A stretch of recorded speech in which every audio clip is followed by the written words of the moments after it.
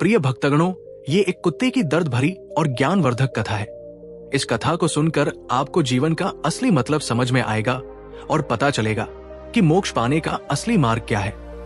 इसीलिए प्रिय भक्तों, आप इस कथा को पूरा अवश्य सुने और इस वीडियो को लाइक कर दीजिए। प्राचीन समय की बात है। एक छोटे से गांव में एक व्यक्ति रहता था जिसका नाम था बलदेव। बलदेव अत्यंत लालची, कठोर हृदय और अधर्म में रुचि रखने वाला व्यक्ति था। वो अपने स्वार्थ के लिए दूसरों का शोषण करता, भूखे को भोजन देने के बजाय उनका मजाक उड़ाता और कमजोरों पर अत्याचार करता। उसके जीवन का एक ही उद्देश्य था, अधिक से अधिक धन अर्जित करना, चाहे इसके लिए उसे कोई भी रास्ता क्यों न अपनाना पड़े। एक दिन गांव के मंदिर में एक वृद्ध साधु पहुंचे। उन्होंने देखा कि बलदेव मंदिर के पास बैठे भिखारियों पर गुस्सा कर रहा था और उन्हें वहां से भगा रहा था। साधु ने उससे पूछा, वत्स, ये क्या कर रहे हो? भूखे को भोजन देना सबसे बड़ा धर्म है, तुम क्यों ऐसा अधर्म कर रहे हो? बलदेव ने अहंकार करते हुए कहा, धर्म वर्म जैसी बातों से पेट नहीं भरता। साधु बाबा, मेरे पास जो है वो मेरा है, मैं किसी को क्यों दूं? साधु ने उसे चेतावनी दी, पुत्र, जो व्यक्ति अपने कर्तव्यों से विमुख होकर पाप करता है उसे अगले जन्म में उसका फल अवश्य भुगतना पड़ता है। अपने कर्म सुधार लो, नहीं तो तुम्हारा भविष्य अंधकारमय होगा। लेकिन बलदेव पर इन बातों का कोई असर नहीं हुआ। उसने साधु का अपमान किया और उन्हें गांव से चले जाने को कहा। कुछ समय बाद बलदेव की लालच की सीमा और बढ़ गई। उसने अपने पड़ोसियों की जमीन छलकपट से हड़प ली और एक दिन भूख से तड़पते एक कुत्ते को पत्थर मारा, जिससे उसकी टांग टूट गई। उस कुत्ते की करुण चीत्कार सुनकर गांव वाले दुखी हो गए, लेकिन बलदेव के चेहरे पर क्रोध और अहंकार के भाव थे। उस रात बलदेव को एक अजीब सपना आया। उसने देखा कि वो एक डरावने अंधकारमय जंगल में भटक रहा है। वहां उसने देखा कि कोई पत्थरों से उसके पुत्र की टांग तोड़ रहा है, जैसे उसने कुछ समय पहले एक कुत्ते की तोड़ी थी। अब बलदेव वहां अपने पुत्र को बचाने के लिए रोने लगता है, चिल्लाने लगता है, लेकिन उसे कोई भी नहीं। तभी बलदेव को एक आवाज सुनाई देती है और वो कहती है, तुमने अपने जीवन में बहुत पाप किए हैं, इसीलिए तुम्हें अगले जन्म में कुत्ते के रूप में जन्म लेना होगा। यही तुम्हारे कर्मों का न्याय है। बलदेव ने भय से कांपते हुए उनसे कहा, मुझे एक और मौका दीजिए, मैं अपने पापों का प्रायश्चित करना चाहता हूं। लेकिन यमदूतों ने क्रोध करते हुए कहा, अब बहुत देर हो चुकी है, तुम्हारे कर्म तुम्हारे भाग्य का निर्धारण करेंगे। इतना सुनकर बलदेव डर के मारे सपने से उठ जाता है। सपने के बाद भी बलदेव के व्यवहार में कोई परिवर्तन नहीं आया। वो इसे मजाक और एक भ्रम मानकर अपने पुराने रास्ते पर चलने लगा। गांव वालों से धन ऐंठना, गरीबों का अपमान करना और पशुओं को तंग करना उसकी आदत बन चुकी थी। लेकिन उसकी इस निर्दयता का असर धीरे धीरे उसके जीवन पर दिखने लगा। एक दिन बलदेव के घर में चोरी हो गई। उसका अधिकांश धन और संपत्ति लुट गई।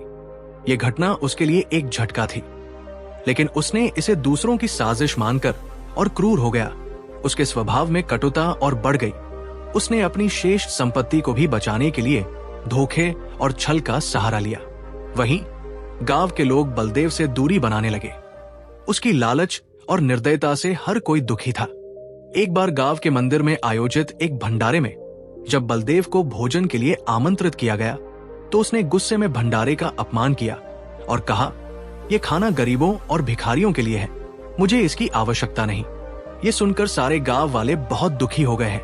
कुछ समय बाद ही भगवान के न्याय की लाठी घूमी और इस वर्ष बलदेव के खेत में फसल बर्बाद हो गई। उसकी बची हुई संपत्ति भी कर्ज में चली गई और धीरे धीरे वो खुद भूखा रहने को मजबूर हो गया। बलदेव की ऐसी हालत देखकर उसकी पत्नी भी उसे छोड़कर चली गई। अब वो गांव वालों से मदद मांगने लगा, लेकिन किसी ने उसकी सहायता नहीं की। एक रात जब बलदेव भूख से तड़प रहा था, उसने मंदिर के बाहर बैठे उसी कुत्ते को देखा जिसे उसने पत्थर मारकर उसकी टांग तोड़ दी थी। कुत्ता शांत भाव से उसे देख रहा था। बलदेव को उसकी आंखों में कुछ अजीब सा दिखा, जैसे वो कुत्ता उसे कुछ कहना चाहता हो। बलदेव ने सोचा, शायद ये मेरा भ्रम है। लेकिन उसी रात उसे फिर एक सपना आया। इस बार भगवान शिव के गणों ने उसे घेर लिया और कहा, बलदेव, अब समय आ गया है, तुम्हारे कर्मों का लेखा जोखा पूरा हो चुका है, तुम्हें अगले जन्म में कुत्ते के रूप में जन्म लेना होगा। अचानक बलदेव की आंखें खुली वो पसीने से तरबतर था और अगली सुबह होते ही उसकी तबीयत बिगड़ने लगी। उसे कोढ़ रोग हो गया था। उसके शरीर की हर रूह से खून निकल रहा था। अब वो बिस्तर से उठ भी नहीं पा रहा था। गांव वालों ने उसकी मदद करने से इनकार कर दिया, क्योंकि उसने जीवन भर सभी के साथ बुरा व्यवहार किया था। कुछ ही दिनों में बलदेव ने दम तोड़ दिया। उसकी मृत्यु पर किसी ने आंसू नहीं बहाए। लेकिन यहीं से उसकी आत्मा का एक नया सफर शुरू हुआ। बलदेव की आत्मा यमलोक पहुंची। यमराज ने उसके पापों का लेखा जोखा सुनाते हुए कहा, तुमने भूखे को भोजन नहीं दिया, निर्दोष पशुओं को कष्ट पहुंचाया और हमेशा अधर्म का रास्ता चुना। इसलिए तुम्हें अगले जन्म में कुत्ते के रूप में जन्म लेना होगा, ताकि तुम अपने पापों का फल भुगत सको। यमराज के आदेश से बलदेव की आत्मा को धरती पर भेज दिया गया। अब वो अपने नए जीवन की ओर बढ़ रहा था, जो कठिनाई और दुख से भरा होने वाला था। बलदेव की आत्मा ने एक छोटे से गांव के किनारे एक कुत्ते के रूप में जन्म लिया। उसका शरीर कमजोर और पीड़ा से भरा था। जन्म से ही उसे जीवन में संघर्ष का सामना करना पड़ा। उसकी मां ने उसे छोड़ दिया और वो अकेला रह गया। वो भूख और ठंड से कांपता हुआ गांव की गलियों में भटकने लगा।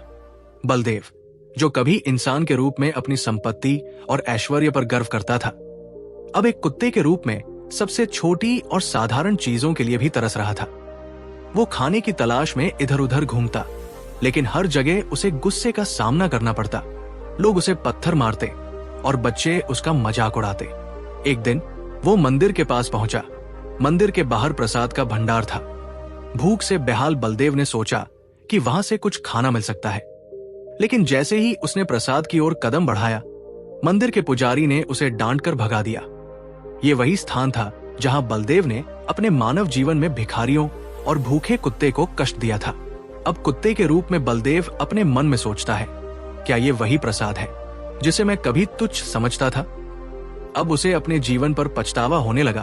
वो सोचने लगा कि ईश्वर ने मुझे कितने पुण्य के बाद मनुष्य जीवन दिया था और मैंने अपना सारा जीवन क्रोध अहंकार में बर्बाद कर दिया। अब वो थकहार कर एक कोने में बैठ गया। अब उसका कुत्ते का जीवन भूख और पीड़ा तक ही सीमित नहीं रहा। अब उसका शरीर इतना कमजोर था कि दूसरे कुत्ते भी उसे सताने लगे। एक बार कुछ कुत्तों ने उसे बुरी तरह घायल कर दिया। खून से लथपथ बलदेव दर्द में तड़पता हुआ सोचने लगा, क्या यही मेरा जीवन है? क्या मेरे कर्म इतने बुरे थे कि मुझे इस दुर्दशा का सामना करना पड़ रहा है? एक दिन बारिश के दौरान बलदेव एक पुराने झोपड़े के पास शरण लेने गया। वहां एक गरीब किसान और उसका बेटा रहते थे।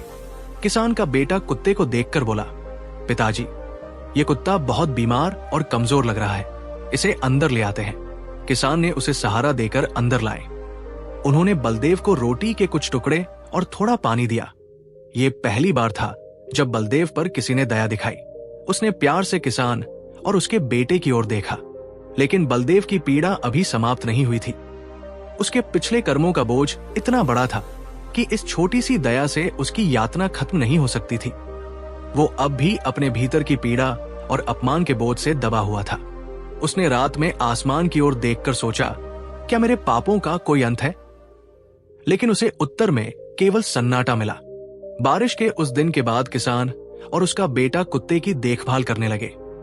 उन्होंने उसका नाम कालू रखा। रात में जब किसान और उसका बेटा सो जाते, कुत्ता आसमान की ओर देखता और अपने बीते हुए जीवन को याद करता।